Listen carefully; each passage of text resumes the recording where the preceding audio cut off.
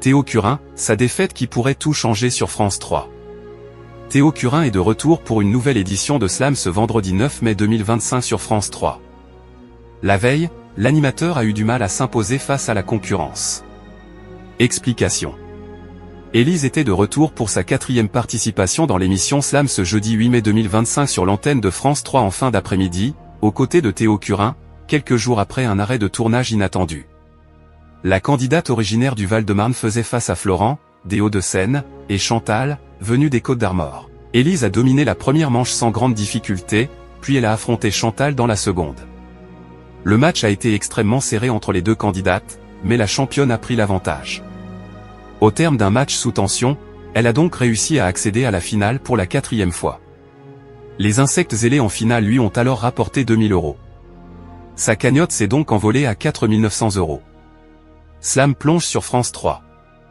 Du côté des audiences, cette édition de l'émission Slam est une nouvelle fois en difficulté. Ce numéro du jeu produit par Effervescence et animé par Théo Curin a réuni 815 000 personnes en moyenne ce jeudi 8 mai 2025 entre 17h26 et 18h01, soit 9,1% de part de marché auprès des 4 ans et plus, dont 5,8% sur les femmes responsables des achats de moins de 50 ans. Sur une semaine, le jeu quotidien est toutefois en légère hausse, gagnant 0,3 points de part d'audience. Cependant, France 3 s'est classée 4e chaîne nationale, distancée par TF1, France 2 et même M6. Éric Antoine, la bête noire de Théo Curin. L'émission La Roue de la Fortune, animée par Éric Antoine, rebat les cartes de cette fin d'après-midi. Ce numéro du jeu produit par Satisfy a conquis 1,10 million de téléspectateurs entre 17h25 et 18h23, soit 11,5% de part de marché auprès de l'ensemble du public, dont 16,5% sur les femmes responsables des achats de moins de 50 ans.